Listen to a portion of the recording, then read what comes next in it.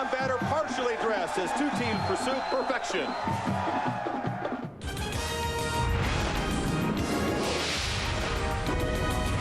Both teams 6-0. Start thinking about winning right now! It's all about who wants to be 7-0. 5, 6, 7. It's all about survival.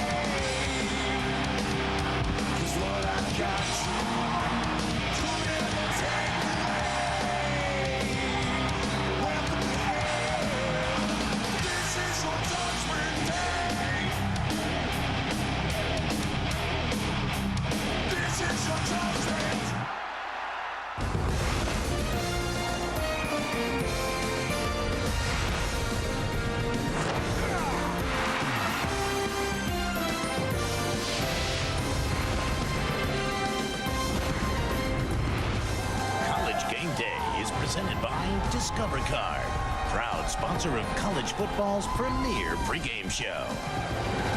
Out of the thin mountain air, out of the wild blue yonder, an unlikely meeting of unbeatens, both flying high into the season's second half.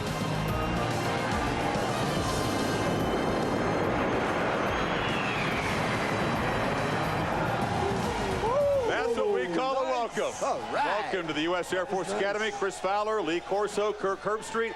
Guys, it's great to be home. I've seen a lot of games in this stadium behind me here. Nothing approaching this. Last year we were here as kind of a tribute to a military academy football. Today we're here because this is the day's biggest game. You look at Air Force and you look at Notre Dame. Both these teams are doing the little things. They're so well coached. You could probably find teams that have better individual talent, but I'm telling you right now, it's the reason these teams are unbeaten is because they're taking advantage of their opponent's mistakes and they're not making mistakes of their own.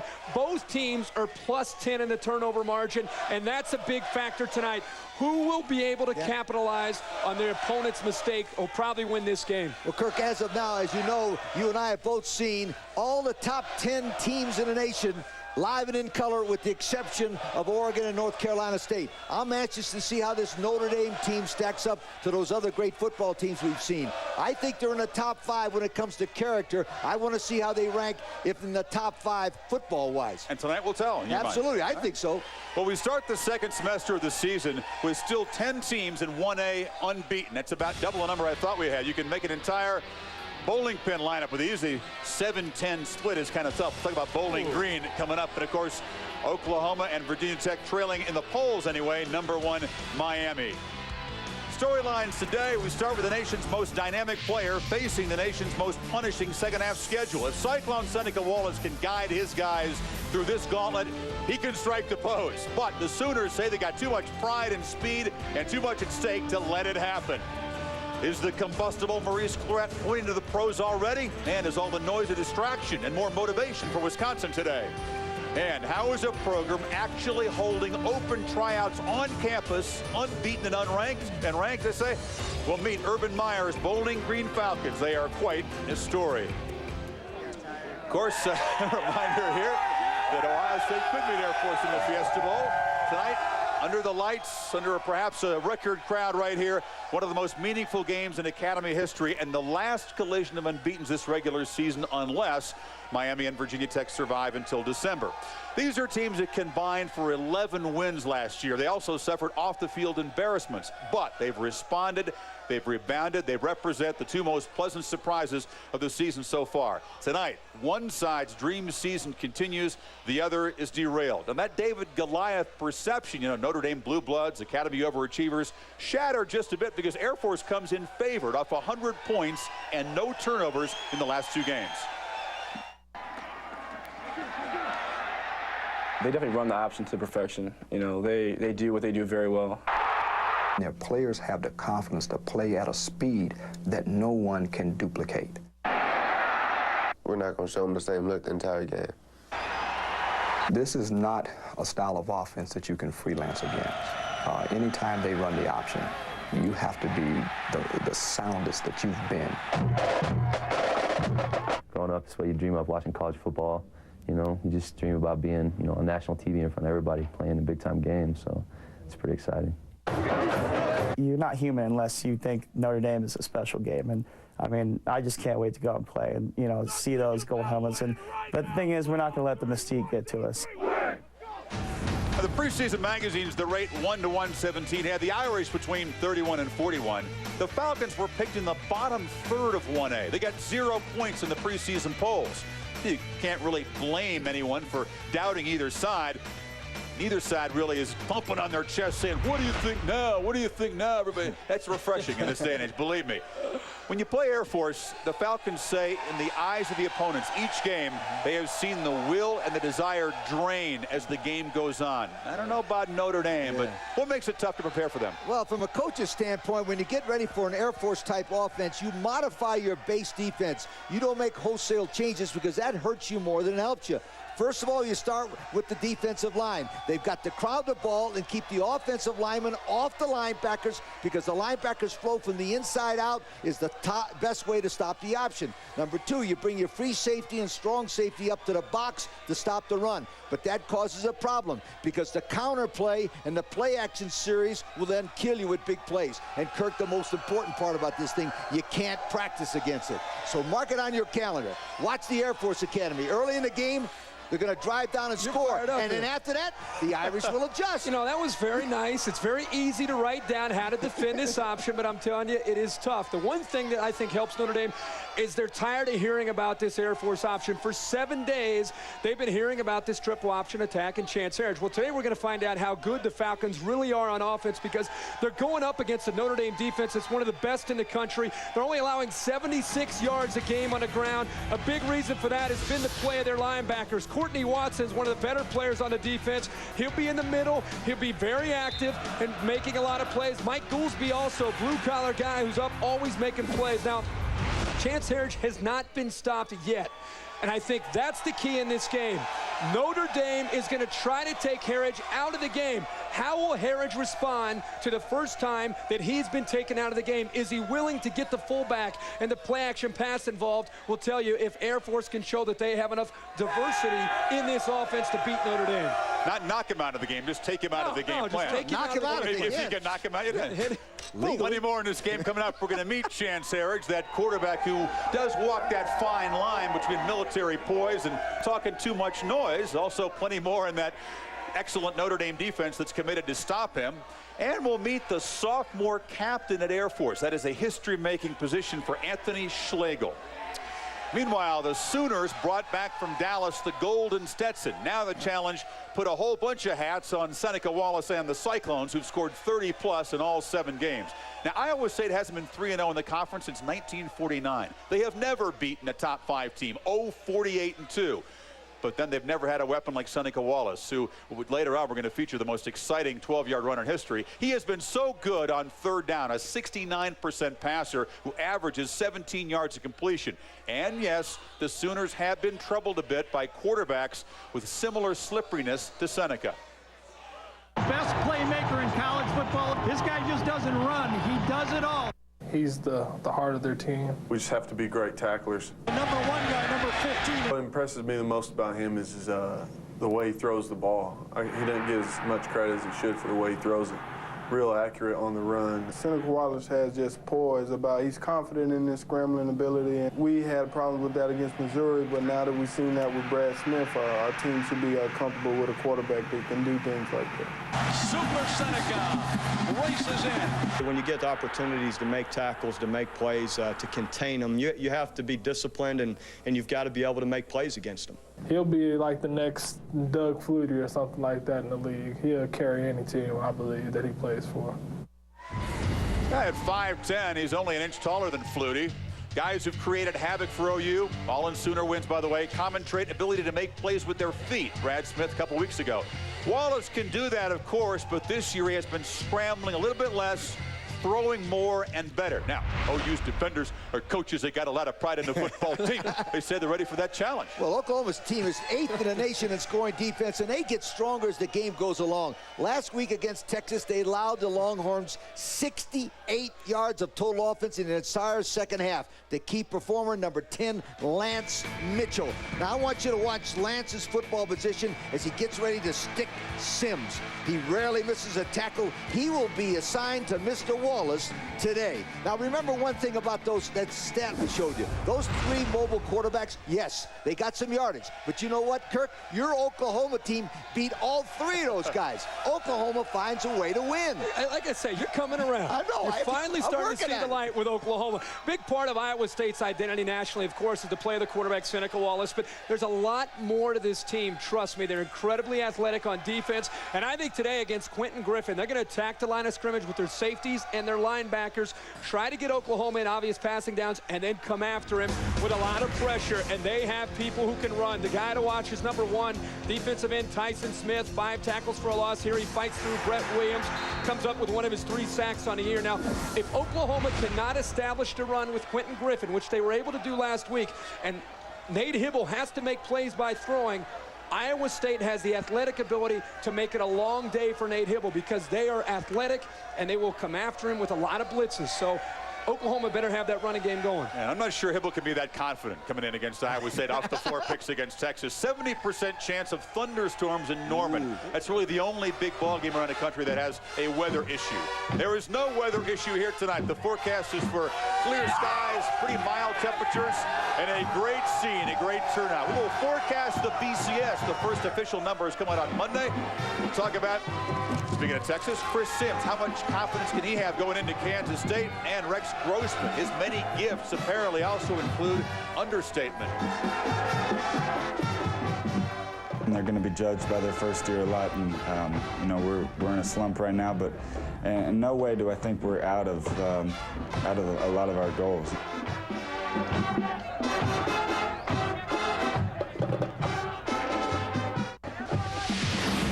Today's show, presented by Discover Card. Want to appear on Game Day this New Year's Day? Visit discovercard.com for details. And in part by Marriott. Wherever business takes you, your Marriott awaits. A tremendous crowd here tonight. Big crowd at LSU. Tigers got to handle prosperity after smacking the Gators and win with a young fill-in quarterback. Holtz's Gamecocks cannot afford a second SEC loss. Jeff Hullinger and Todd Christensen check in now from Baton Rouge.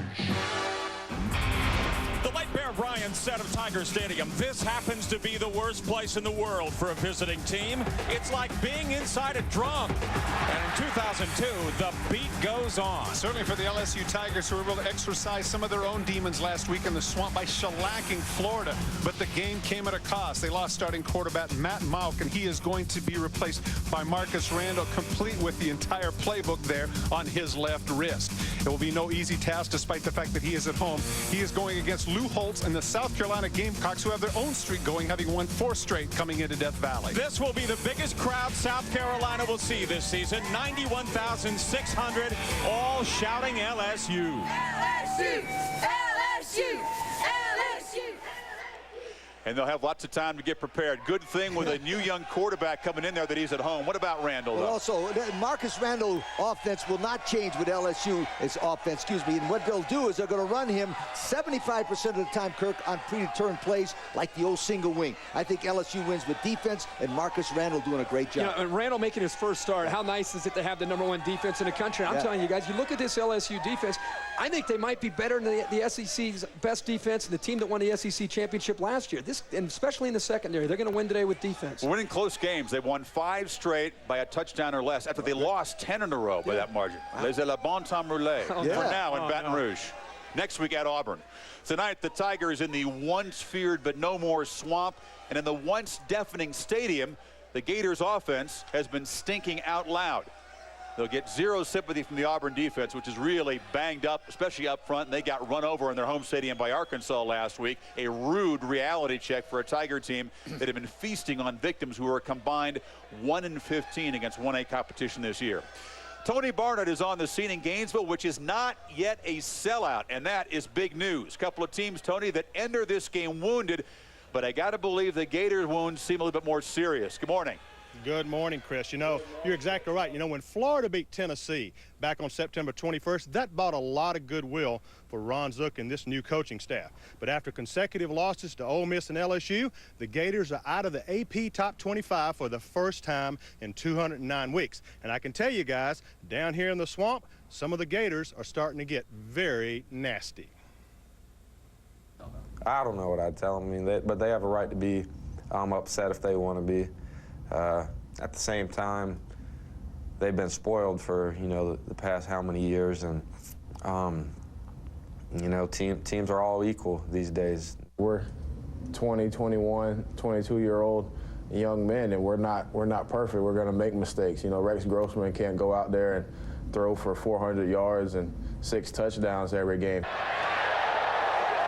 With only 1 touchdown in the last 6 quarters and 8 interceptions in the past 2 games, Grossman is taking the heat for a new offensive system the Gators have yet to grasp. It's not too complex. It just it's not being run efficiently. A lot of the things, you know, like I said, we need to just make first downs and not try to hit the big home run. And you know, we're striking out. There is a lot of concern. There's a lot of support. You know, it's important to people, and you know, and our players understand that it's important. And you know, maybe sometimes you know we all try to press too much and to please, but you know, we're going to be fine. Guys, and let me update you on a couple of injuries. Grossman missed some practice this week with a sprained knee. He's going to be fine, may wear a brace. Not so for Todd Johnson. Missed a ton of practice with a deep thigh bruise. It's going to be a game-time decision on him. Now, Coach, you always talk about teams need to play with urgency and redemption. I'm telling you, if the Gators are going to salvage this season, they have got to get it done tonight. UNR is tough, Tony, I'm telling you, but I think no matter what his final record is after the first year, Ron Zook will return as the coach of the Gators, and I don't think he'll make a single change in his staff because I think they're good enough to win in Florida. Now, Ron's major problem, besides losing, is the fact he doesn't have a head coaching record to fall back on. I know from a personal experience. I was not successful at Indiana right away. I got criticized, but the people looked at my Louisville record, and they let me stay, and I lasted 10 years. That's his problem. He's got nowhere to look that he's done it before, and that's why they're all anxious. And people are starting to hit the panic button here. Yeah. You look at Rex Grossman, 4 interceptions last week, 4 interceptions the week before that. The offensive line can't protect him. And now you have Ron Zook contemplating sitting Rex Grossman for the next few football games. The fact that he's even bringing that up, here is a coach, a first-year head coach. He's on the ropes, and he's even bringing up the fact that he may sit Rex Grossman. Tells me that there's some personal issues behind the scenes with Grossman and Ron Zook, and I think it has a lot to do with the fact that Grossman has made checks to last year's Spurrier's fun and gun offense, and he's thrown interceptions off of that, and they're saying if you're going to continue to do that, we're going to sit you down. Because of all that, run the football today against Auburn. Auburn gave up over 400 yards rushing to Arkansas. Florida will run today, and they will get a must-need win today. They got to turn this thing around. You say, don't check to the old offense. That's a bad idea. No, not a good one. And practice even. I mean, you just don't want Not going over well. No. And plus, the other guys don't know what he's doing. In the SEC West, Ole Miss brings a share of the lead in Tuscaloosa, where they are 1-18 all time. Only their second road game when they flopped in Lubbock the first time. They have a brutal stretch of their schedule that's going to really define this Ole Miss team. At Alabama, the quarterback situation. Watts is healthy. The fans still want to see Brody Croyle, which is an interesting issue for Franchione there. Well, I don't think the quarterback issue is going to matter here for Alabama. They've got to be able to get the football into the hands of their running backs. Eddie Strong is back now for Ole Miss. They've played much better the last 2 weeks, but it really comes down to the ability of Alabama to find ways to get the football in the hands of Shad Williams. Since he's been able to step up from Ahmad Galloway, I think Shad Williams has become their best player on offense. You can run the football with him. They try to find him the ball in space as far as catching the ball out of the backfield. And when he needs a rest, Ray Hudson can come in and spell him along with Santonio Beard. The backfield is the key for Alabama. And after the heartbreak loss to Georgia, this Alabama team is just anxious to get back out on the football field again. It's going to be a test today against Ole Miss and Eli Manning. But I think the defense and I think the play of Shad Williams will be the difference. I like Alabama. Well, that's a good pick. All right, you know, and Alabama Alabama had that week off, and during the week off, they worked very hard on their pass rush and some new coverages. Why? Because Ole Miss's run offense is average at best, and Eli Manning, the quarterback, can beat them. So they worked very, very hard with the defensive backs jumping to the ball. Charlie Pepra, number 26 here, will show you exactly what they need to do. He makes the play, takes it away, all the way, touchdown, Roll Tide.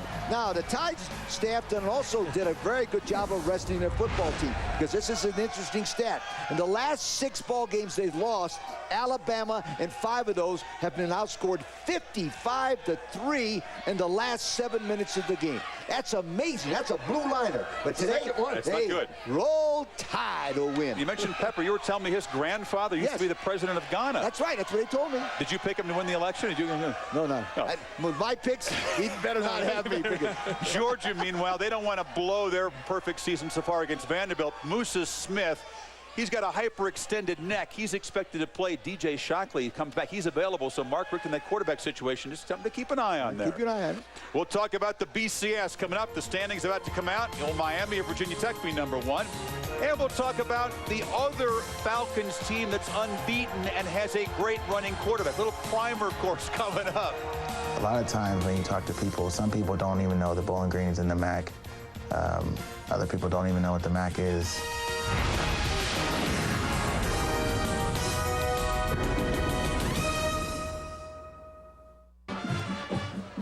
And welcome back to Air Force. A reminder, Michigan-Purdue follows us at noon Eastern. We'll hit on that game as well. And, of course, this game in prime time, 10 o'clock Eastern, 8 o'clock Mountain Time.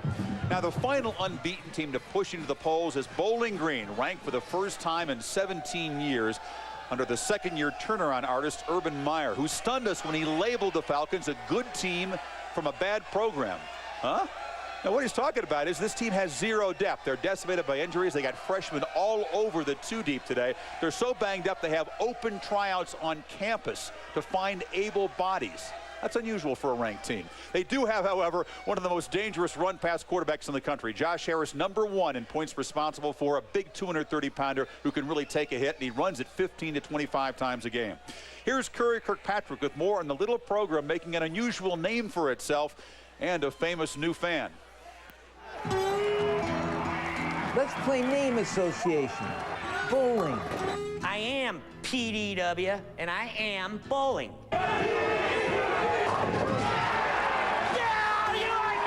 Green. Bowling Green. A lot of people say, isn't that in Kentucky? When you talk to someone that isn't familiar with the place, they come, Bowling Green? What is a Bowling Green? Bowling Green? Every bowler loves Bowling Green. To us, Bowling Green means football. And this year, Bowling Green means winning football. The undefeated Falcons have absolutely bowled over bigger name teams such as Missouri and Kansas, while striking for an NCAA leading 50 points a game and sparing no opponent's feelings. We may not be a Big Ten or SEC or Pac-10 school, but we know there's some pretty good football players around here. When you play bigger schools, do you use that as motivation? Absolutely. We use everything we possibly can find for motivation, and we're 5-0 against BCS conference teams, and we've used that every time. Okay, but name association time again. Urban Meyer? When I was at Notre Dame, Coach Holt forgot my name, and I somehow associated it with Urban Cowboy. He just started screaming, "Hey, Cowboy." I mean, for 5 minutes, I finally turned around, and it was Coach trying to get my attention, so that kind of nickname stuck with me for a little while. There's another name quandary here. You'd think the colors of Bowling Green would be like green, right? Wrong. They're brown and orange. These guys might as well be bowlers.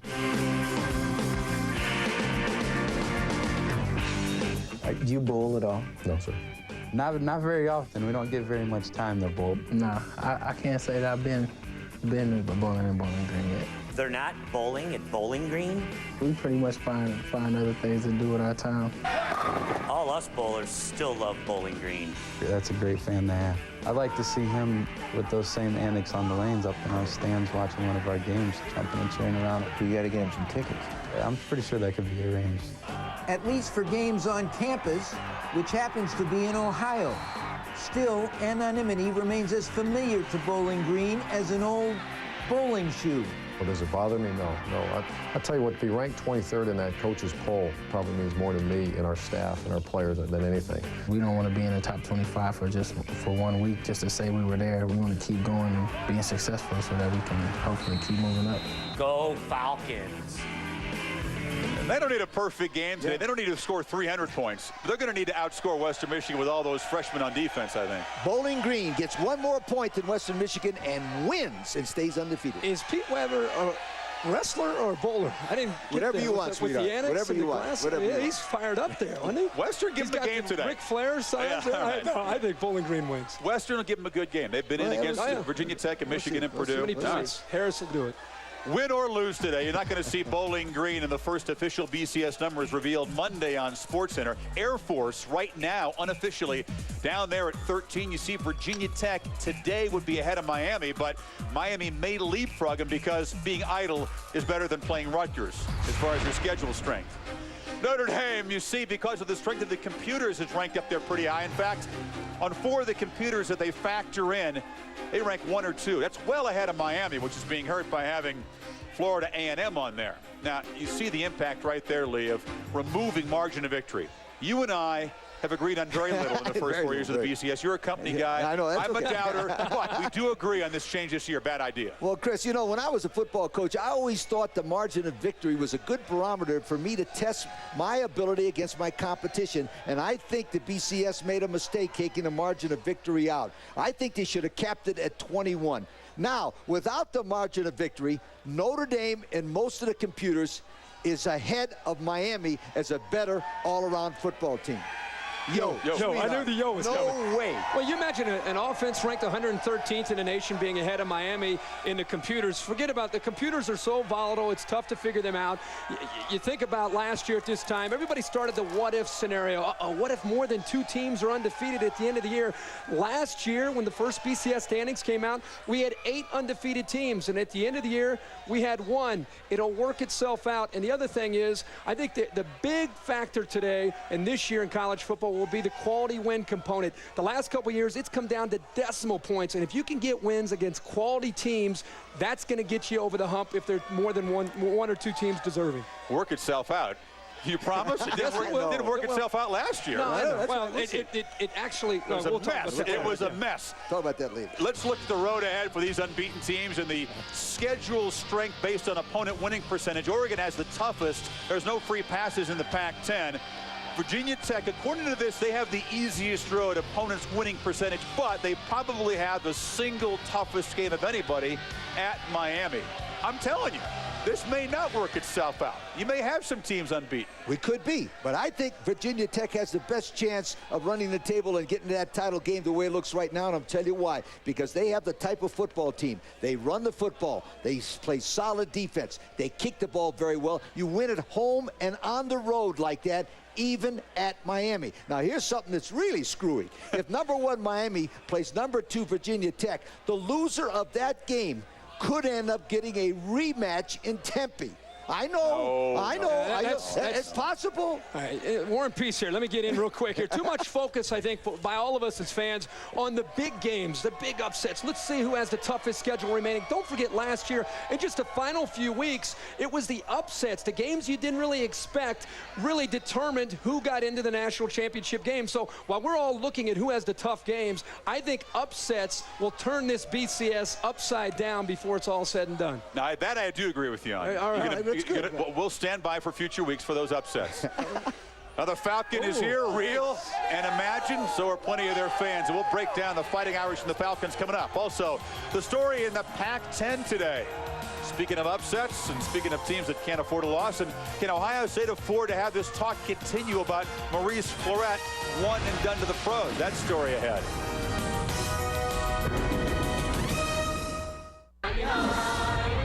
College Game Day is presented by Discover Card, proud sponsor of college football's premier pregame show. There's the Cadet Show Choir. We thank them for showing up.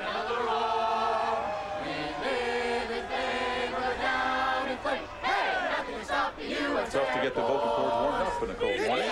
And watching Air Force today, a famous uncle to the Falcon kicker Joey Ashcroft, made 7 of 8 this season, nephew of John Ashcroft. When we get together on Thanksgiving or a holiday, it's usually football and what the family's doing.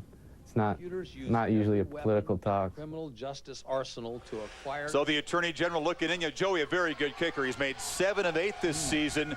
Your guy set on the other side. Kickers today, maybe? Very, very good. Nick Seta could be the difference in this football game tonight. Ashcroft has never in his life made a game-winning kick, high school or college. Says he's always dreamt of it.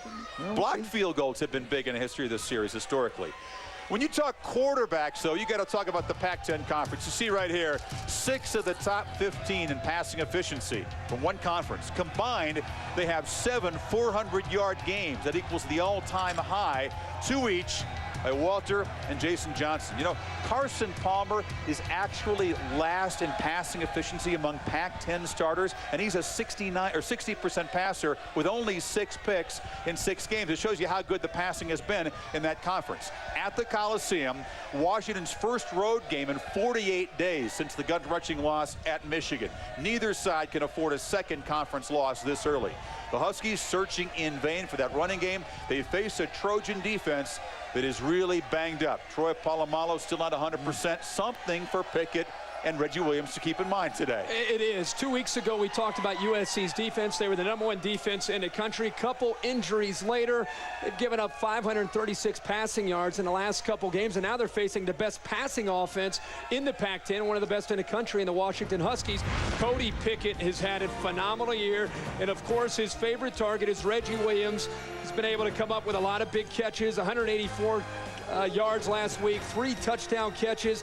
Big guys, 6'4", 220 pounds. And I think Pickett and Williams, they're going to score a lot of points, but Washington has one of the worst pass defenses in the Pac-10. So Carson Palmer also would have put up a lot of points, a lot of scoring, and I think it comes down to Washington. John Anderson, the field goal kicker, will win it for Washington in a high-scoring game. Nice pick. Nice pick. Well, you just used all my stuff. Washington is last in the Pac-10 on pass defense, so watch my man Carson Palmer light it up in L.A. Now, Carson, number 3, as you see right here, has a quick release, and he throws to Mike Williams for a touchdown right there. Now, one of the hidden stats that makes USC tough to beat is the fact that they're #1 team in the nation in time of possession.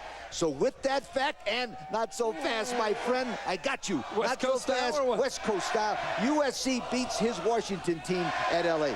Have you mentioned Washington is last in the Pac-10 in pass defense?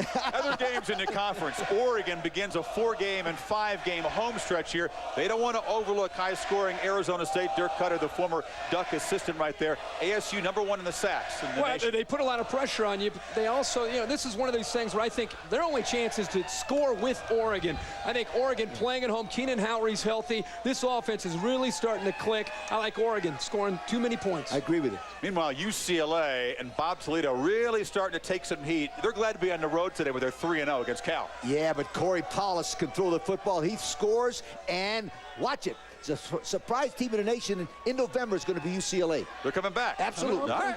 All right. Coming up next, we'll talk about the fallout of the Red River flop for Texas and Chris Sims. I don't give a damn about my legacy. I really don't. The only thing I care about in this world is our team and winning ball games. This quarterback has been winning ball games. We'll talk about Air Force quarterback Chance Harridge, and later, the Notre Dame defense today dedicated to stopping him. That's more on College Game Day from the Air Force Academy.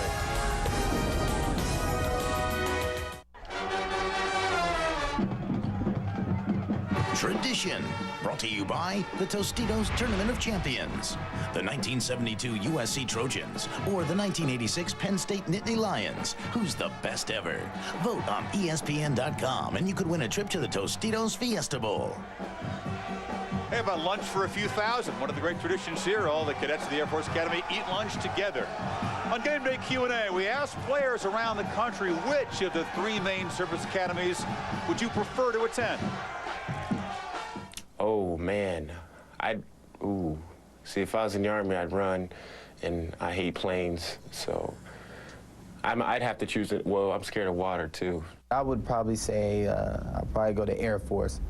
Reason being maybe because, I like that their offense is pretty, neat, like wing tee, and all types of stuff, running the option and stuff like that. So it would be an exciting game. It wouldn't be Air Force because I don't like to fly. It'd probably be the Navy. My dad was in the Navy, so I mean, I think everybody has respect for all three of those schools and everybody on those teams. So. I'd have to go Army because, you know, I don't know, I'm on land, and if something, I could go hide somewhere too. But I'm not a chicken, but I can go hide.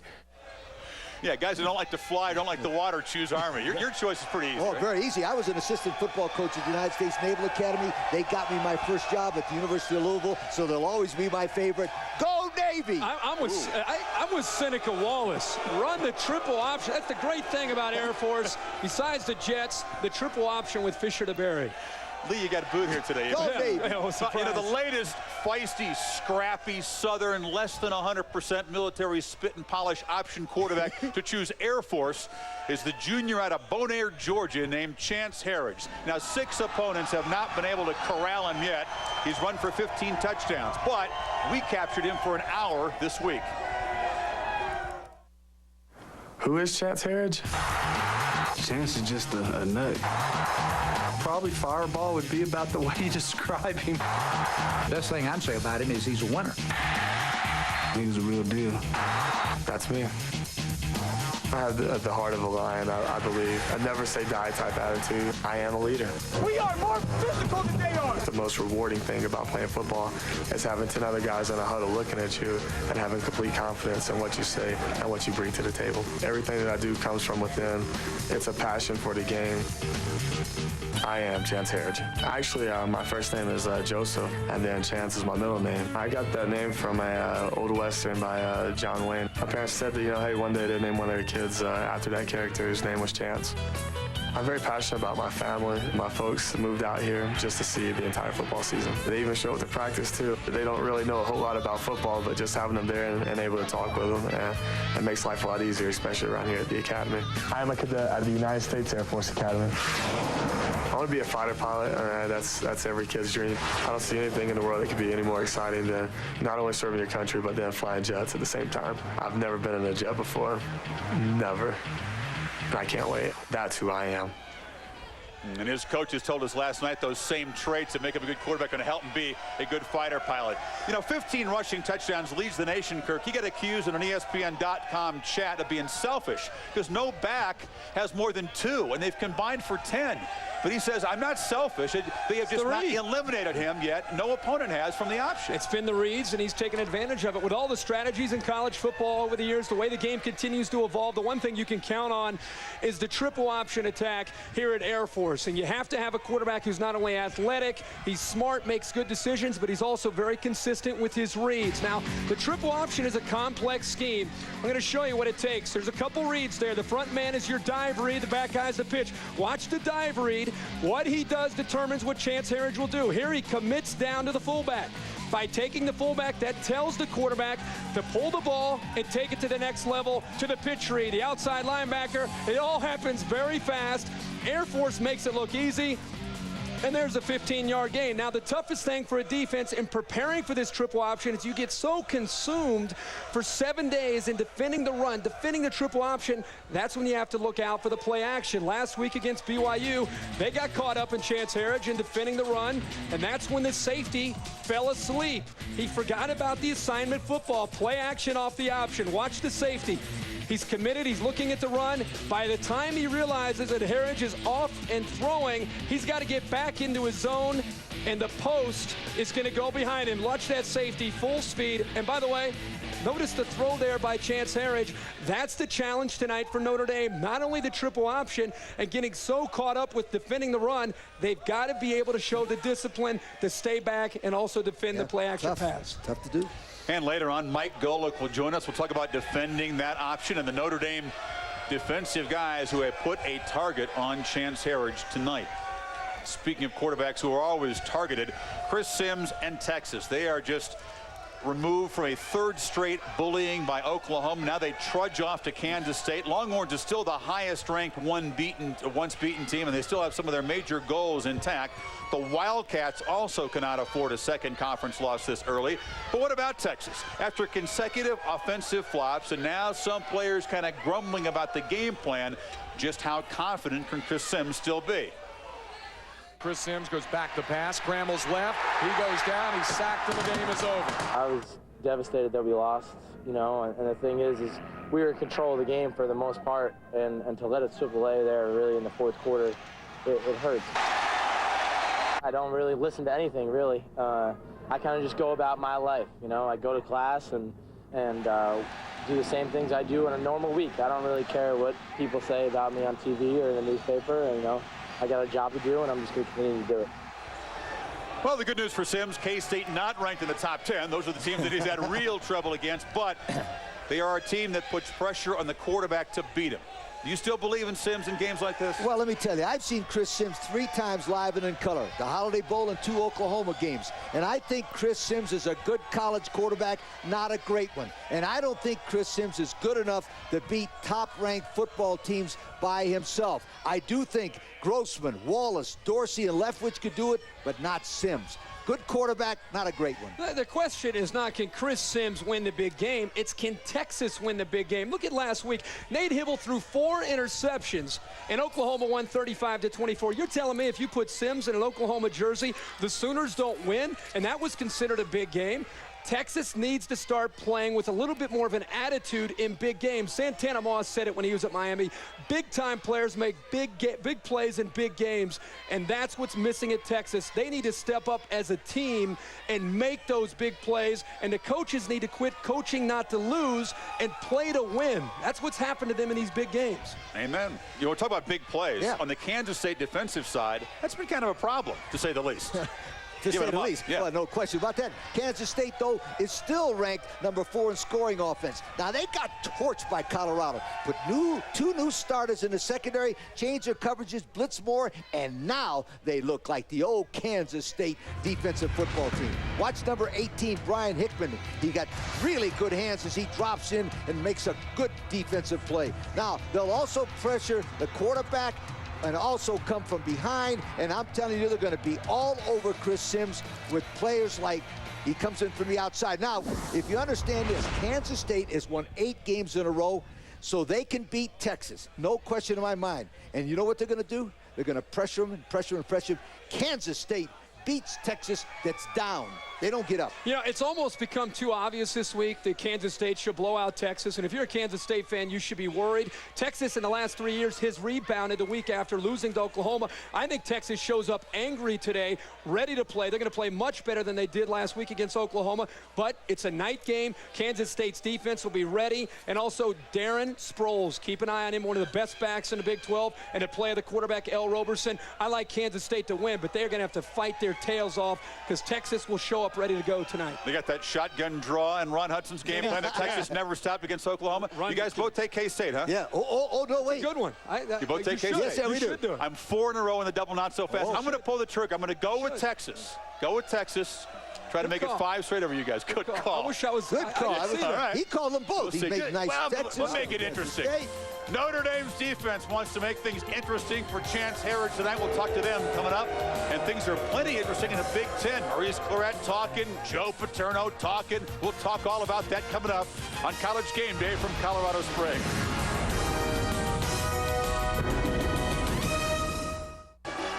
Now, some folks in our crew got a chance to sample life as a cadet. No, just kidding. That is the Wings of Blue parachute team. Kirk wanted to join them. Yeah. They didn't have an extra chute. Yeah, right. Speaking of blue, Big Blue, Michigan and Purdue coming up at noon Eastern time. The Boilermakers almost have to have this one to keep their bowl hopes alive. They play well, but then they have a little trouble closing the deal. Mark Jones and Bob Davey have a preview from West Lafayette. Well, the time for talk and jaw-jacking has stopped. It's time to play number 9 Michigan against Purdue, the 50th meeting between these two teams. And at the start of the year, John Navarre was challenged by his coach to be more of a playmaker, Bob Davey. He has been all that. Mark, Michigan is a great place to be a college quarterback. But because of the expectations, it can also be a difficult place. Like all Michigan quarterbacks, John Navarre has seen both sides. But the last couple of weeks, it's been all good because Michigan has won 3 straight.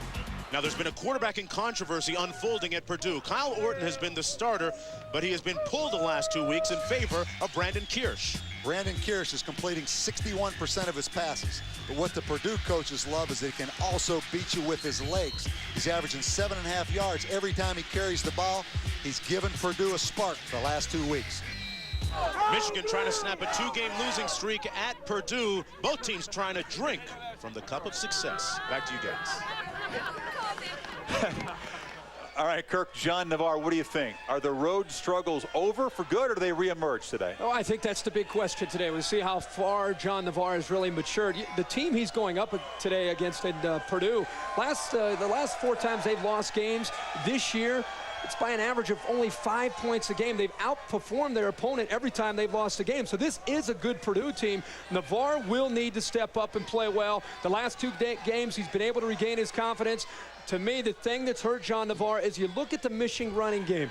They don't have a Bianca Batuka, a Tyrone Wheatley, even an A-Train, Anthony Thomas. Chris Perry's not provided that spark, so they don't have that threat. And I think it puts more pressure on the passing of Navarre. Michigan's going to win, but I think it's going to be by about a field goal. They're going to have to earn this one today. Staying in the Big Ten, let's take a look at Iowa. Iowa has an extremely explosive offense, well-rounded, but the key to their football team is Brad Banks, their quarterback. When he throws the football, he is sensational. Now, Brad Banks throws the football deep. He likes to throw it into the corner. And one of the most important things about this, Iowa's had 19 scoring plays over 20 yards this year. Mark down 4 more against Indiana. Iowa blasts Indiana today. They are at the Big House next week, your Iowa team. The unbeaten facing an upset trap today, Ohio State against the wounded Badgers in Madison. Here's the rub. Wisconsin's become a bad home team. I can't get out of the exit. They are 2-7 in the last 9 Big Ten home games. Today we might learn if their problems are real serious, because they have not had big plays with the running game. They can't protect the passer. They can't prevent big plays. Other than that, they're doing great. Of course, today it all starts with stopping a 600-yard game from Maurice Clarett. Clarett has been one of the best freshmen all time. Only Marshall Faulk had more yards in his first 6 games of a freshman season. Now, he is still 2.5 years away from legally entering the draft. That hasn't stopped Maurice or his mother from investigating and contemplating a possible challenge to the NFL and the Players Association. There was a big ESPN, the magazine story on it. Clarett did not exactly try to defuse the whole situation, Kirk. And I'm just wondering what the Buckeye veterans make of this now. I think that's going to be, we're going to find out throughout this game. If you are living in Columbus, you've been around the Big Ten area, the timing of this is an issue. It's become really more of a distraction than it's really a concrete problem for the Ohio State Buckeyes. If you talk to their players, they'll tell you, oh, it's no big deal. But I think their maturity is being tested. Here's a guy that's only played 6 college football games, and this big article comes out. So I think they're looking at that and thinking, what's going on? But when the ball goes up in the air, it's just about playing football, and he's the guy that gives them a chance to win. But the team they're going up against today, you think they're excited? They're in a must-win situation. This article comes out, they're going to play them hard. You like Ohio State? Or? Go ahead. Okay, I'm going to give it to you in a second. Now, Clarett has every right in the world to challenge the NFL and try to go into it. But the timing, there's no excuse for it. Why? Because the Buckeyes are in a Big Ten rush hunt. They're in a championship run. What is that plane coming from? I don't know. All right, now, and also, if you watch out for this one thing, I think it's going to be a distraction. I think it's going to bother the Buckeyes. The Buckeyes don't play well at home anyhow. The game's in Madison. I'm going with a big upset. Ooh. Wisconsin upsets the undefeated Buckeyes. I think that's a very good pick, although I disagree. I think it's going to be a war for Ohio State. Despite the distractions, I think the fact that Wisconsin's lost 2 games and they're in a must-win situation, Barry Alvarez is very good at getting his team ready to go. Ohio State, they've been talking all year about Clarett. Forget about Clarett in this game. Their ability to throw, can they protect their quarterback, Craig Krenzel, and make plays with their passing game will tell you if Ohio State wins this game. I think it comes down to a Mike Nugent field goal late in the game, like Ohio State by a field goal. Very close. Clarett today, he needs a $153 to get to 1,000 yards. That would tie the 7-game freshman record of Falk and Emmitt Smith. You think he's aware of that? You think he wants that 153? Yeah, I think so. Another Wisconsin. Another talked about topic in the Big Ten these days, bad officiating. A couple of overtime losses the last 3 weeks. Joe Paterno has blasted the officials, venturing where very few coaches ever go, questioning their objectivity. There was some concerns about the assignment of the same crew this year that worked our Michigan game. There was some concerns about the fact that 3 of them live in Michigan. There was some concern that someone said to me they had met with Dick Hornick who was the guy I had some problems with Iowa, who lives in Ann Arbor. So I think those kinds of things, I think that's what they should be looking at. Not necessarily anybody's incompetent or what, but this, we're all human beings. Not necessarily incompetent, but consciously or subconsciously where they live affecting calls. That's a pretty strong statement. Very strong. I was a Big Ten football coach for 10 years, and our rule was you go through the commissioner's office, you don't blast the officials publicly. No one does it. Joe Paterno, Woody Hayes, Bo Schembechler, or Lee Corso. And second, he inferred that the fact that these guys lived in Michigan, that they were a little bit on the side for Michigan. Whoa. I don't like that. Well, I don't like that at all. Maybe I'm naive to this whole thing, but in my opinion, look at this. These officials have climbed the ladder and worked their tails off to get into a position to finally be in a premier conference like the Big Ten. And I don't think subconsciously, I'm from Michigan, I'm going to help the Wolverines. I think Joe Paterno is out of line there. It's really out of character for Joe Paterno, and I disagree with him. Frustration of those overtime losses. By the way, tonight, officials, Big Ten. Ooh. We don't know if they're from Indiana or Colorado, where they're from, but they are Big Ten officials. A lot more coming up on College Game Day from the Air Force Academy. We'll visit with Seneca Wallace of Iowa State and a total breakdown of this battle of unbeaten as well. Of course, the Fighting Irish have been winning by any means necessary, and the defense has been doing more than its share, more than anybody could ask of them. All 8 opponents' fumbles this year recovered by the Irish, a total of 19 takeaways. That's more than 3 a game, and all season, the defense has only allowed 1 touchdown in the first half. They are tough, they're tight, and they're creative enough to come up with a motivational tool that tonight targets Air Force's quarterback, and that we hope did not derive from lyrics to a 2 Live Crew song. Shelley Smith on the defenders of the Irish perfect record. 1, 2, 3, 4.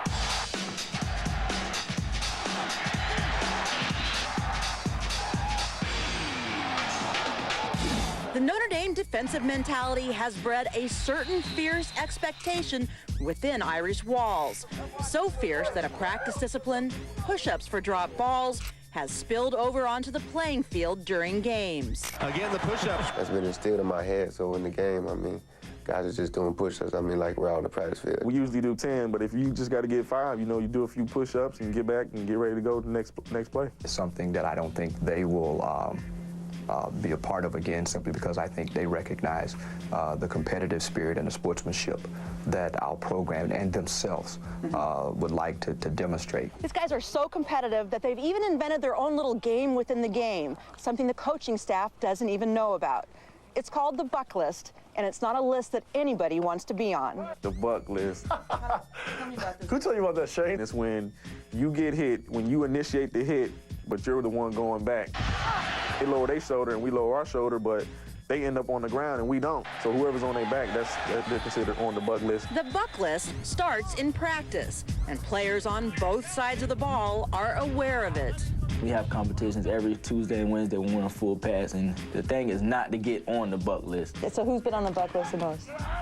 Ooh, I can't tell you that. They'll get a little upset with me. I can't tell you. Just put all the running backs are just about on the Buck List. I think that would be a statement from Colonel Schultz of Hogan's Heroes, okay? I know nothing. Is that because you don't want to know anything? Well, being that you're asking me that question, it probably implies that I should not know. I don't think that's really something that, the coaches would smile upon. It's kind of it's kind of like the darker side of, of our defense. Do you ever pick out guys on the opposing team and say, all right, he's on the Buck List? Oh, yeah. Michigan State, Charles Rogers was definitely on the Buck List. Braylon Edwards from Michigan, he was on there. We got some good shots on him, too. There's been a lot of games. The Glen Earl done put a few guys on the Buck List. The competition this week is to see who can be the first to put Air Force quarterback Chance Herridge on the Buck List. He's our biggest Bucky, if you will. He wants to carry the ball, he's going to get hit. I'm sure he'll welcome the challenge, so we'll be sure to, welcome him into our club. Mike Golick joins us now. Of course, played for the Fighting Irish from 81 to 84. He'll be calling the game tonight for ESPN.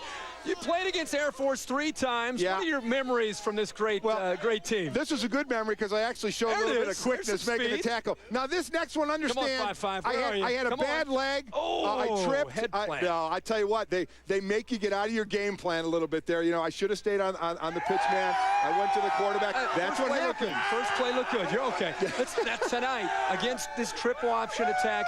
Defensively, what's the key for Notre Dame trying to stop Chance Herridge? First, don't do what I did on that second play, but you have to be disciplined in how you prepare for this option offense. Now, what you have to do is if you have the quarterback and Chance Herridge is the man you have to stop here, you want to bait him and you stop him right there. Don't let him cut back to the inside. Take away that lane and make him pitch it late enough to where your rotation can come around on the defense and your extra man can come up and he's got to take it from the outside, force the running back inside, so if he doesn't make the tackle, his friends are coming. So that's the way you have to do it. Now they're going to switch up as well, the defenses. It's not going to be like that, the load option.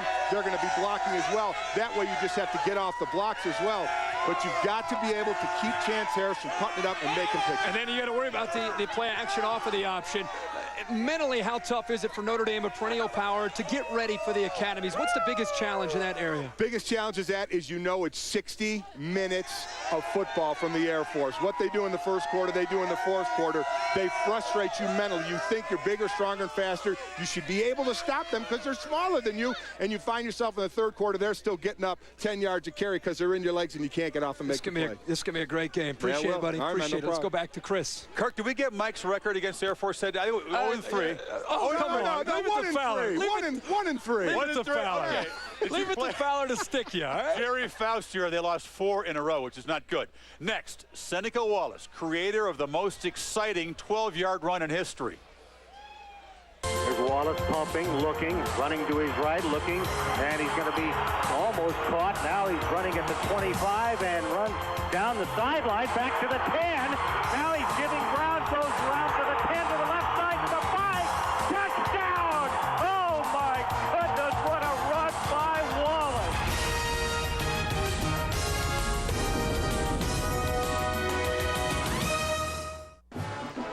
Well, still ahead, plenty more in this battle of unbeatens and, of course, Air Force Notre Dame predictions. By now, many of you know the story of Seneca Wallace, recruited by Oregon State as a DB, back to Sacramento City College, pressed into quarterback duty, and then Iowa State, perhaps the only major program that wanted him as a quarterback, grabs him. Now, Wallace is scintillating enough to turn a 3-3 snooze fest into something worth watching, but he's also smart and he has the leadership. So, friends, Romans, Cyclones gather as Jeremy Schaap presents the wisdom of Seneca.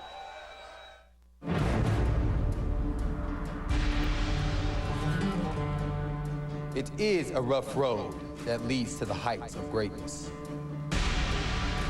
It's probably only a coincidence that the deeds of Seneca Wallace bring to mind the words of his namesake, the ancient Roman philosopher Seneca. There is no great genius without some touch of madness. Wallace under center, back to throw. Pumping, looking, running to his right. Getting chased. Almost caught. But now he's starting to go upfield to 25 to 20. Back to the 10. Cuts to the center of the field. A huge block at the 10-yard line. And to the left side to the 5. And Wallace will go in to score. Oh, my goodness, what a run by Wallace. Nothing demonstrated the genius of this Seneca so well as his mad, winding dash to the end zone against Texas Tech. Play was Trey Wright, Liz Gator, and once I seen that, my receiver fell down and my second receiver fell down, I was just trying to get out, either throw the ball away or, get out of bounds. And I saw him coming towards me, so I just kind of last second threw a block, and he cut off that. But once I got past that last defender, I knew that I probably can, get upfield and make some things happen. But he seemed to make, all 11 guys miss twice. Once I hit that sideline and cut back and got some good blocks from my running back and tied in, next thing I know, I was, walking into the end zone with my receiver. The guy runs over 100 yards for a 12-yard touchdown. Doesn't even seem like he's even hardly out of breath. He's amazing. That was just the way you planned it, right? Just the way we worked on it. We practiced it that way. Thursday and Friday, we practiced it that way. What fools these mortals be. With his dancer's feet and gymnastic agility, Wallace can make even the most talented defenders seem leaden. That's what he makes it look like sometimes. I mean, he can take over a game, and he makes people look pretty silly sometimes. You can tell the character of every man when you see how he receives praise. The thing about Seneca is there's no other player in the nation that has more value towards his team. You know, you take Seneca Wallace away from us, we're an average team. The play, as it's now known, exemplifies everything that is Seneca Wallace. That just describes just how I am. You know, I'm a competitor, and I'm not gonna let up on anything. You know, when things go bad, you gotta improvise and try to make something good happen out of it, and that's what I try to do. Or as the other Seneca might have put it, what fools these defenders be. What fools put together this Iowa State schedule? Well, the computers did, but you got to have human intervention. I mean, that's outrageous that they are made to play that schedule. Wallace is the Heisman frontrunner, Kirk, in all of the straw polls. He's going to have to be to get through that kind of a schedule starting today. You're right about that. That is not fair for anybody in that conference. Iowa State's offense has scored at least 30 points in 7 straight games. Will that continue today against his stiffest challenge, the Oklahoma defense? If it does, Wallace will obviously be the key. And I'm telling you right now, his play has the attention of this Oklahoma defense. Talking to Mike Stoops this week, they're emphasizing containing Wallace here against Iowa. It's really a coverage sack. Good coverage downfield, allowing the pressure to get to him. This time they're going to chase him down from the backside, and it's about getting pressure on Seneca Wallace, and that's the big key today. 2 things that Oklahoma has to do: get pressure on him, contain him, and when he does improvise and create, the Oklahoma secondary has to stay with the Iowa State wide receivers, because that's where Wallace can really hurt you. Hard-fought game. Oklahoma wins, but I think Wallace is going to make some plays, but the OU defense creates enough turnovers to win the game. Good pick. Good analysis. Now, when you talk about Seneca Wallace and Iowa State, you always talk about their offense. Not so fast, my friends. Iowa State's defense has tremendously improved over the years. When you look at those numbers, watch the way they keep getting better and better on defense. But here's the top one. In 1997, Iowa State was 110th in the nation on defense. Today, they're number 7. That is amazing. Now, as Kirk said, they'll play wonderfully. But old Kirk's team, and now my new team, Oklahoma will win somehow in the 4th quarter. No, your new team? After 8 times. What do you think, though? After 8 times. Heisman chances for Wallace. He can withstand a loss in that brutal stretch, but not too many. Because of that schedule, he can lose today and win those others. He can still win the Heisman. But a tough road ahead. He's going to have to be the best player in the country to get his team through that group. We'll focus down on Air Force and Notre Dame as we continue to meet the sophomore captain of the Falcons coming up from Colorado Springs.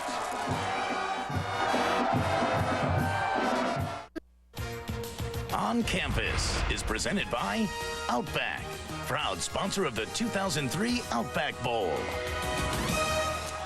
You know, Air Force was 6-6 last year, so Fisher DeBerry went searching for leaders. For the first time ever, the Falcon players elected captains, and they elected a sophomore middle linebacker at a place where class hierarchy is very, very important. But then again, Anthony Schlegel is not just another sophomore.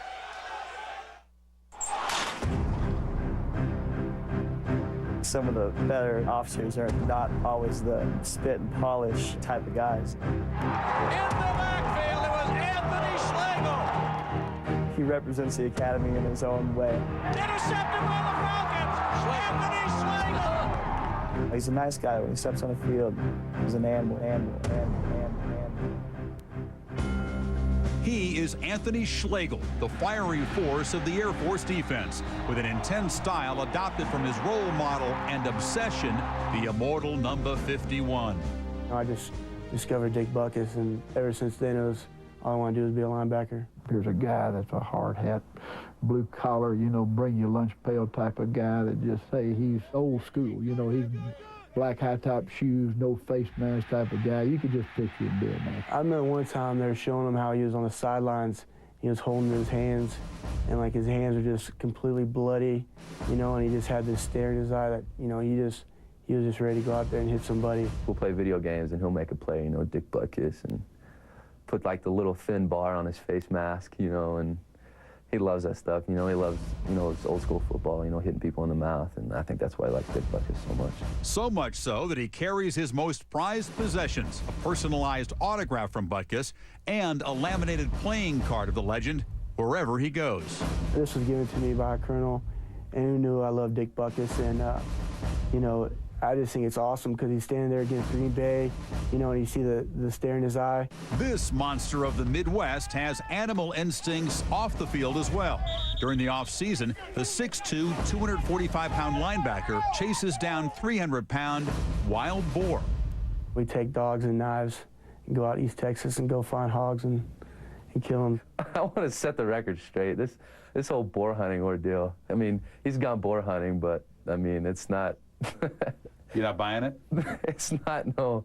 He doesn't chase down boars and jump on their back and kill them with a knife, you know.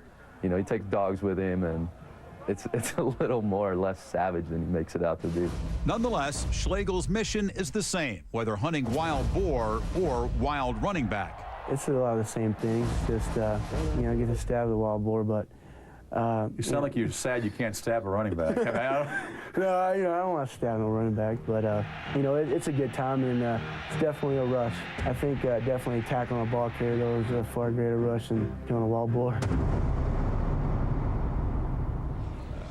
He's a piece of work. They got 7 or 8 Texans on that defensive two-deep. Kirk, when you watch them, it seems like almost every play there's a guy coming free unblocked. How are they doing that? Well, it's amazing to think this is the same defense that we saw Air Force with a lot of the talent from last year. Think about that. They went in the offseason, they visited South Carolina and Charlie Strong, and they implemented the 3-3-5. And what they like to do is there's a lot of movement, a lot of confusion. They're constantly getting up to the line of scrimmage and forcing teams to have to throw, and that's what Carlisle Holiday will face tonight. They're going to get up into the face of Carlisle Holiday and Notre Dame's running game and see if they can take that aspect away from Notre Dame and make Holiday throw tonight to move the ball. Now, on the other side of the ball, Air Force offense is a perfect example of a wonderful ball-controlled football team.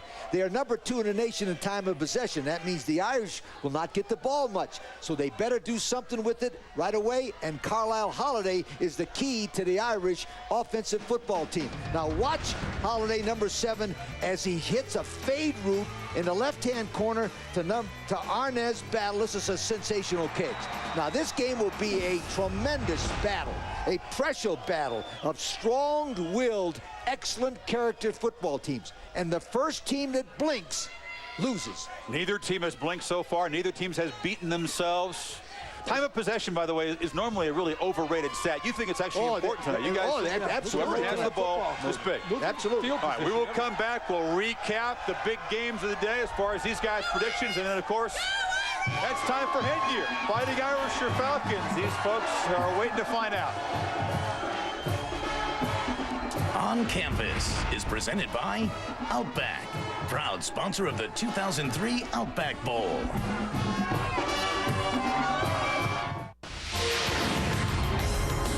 Today's show, presented by Discover Card.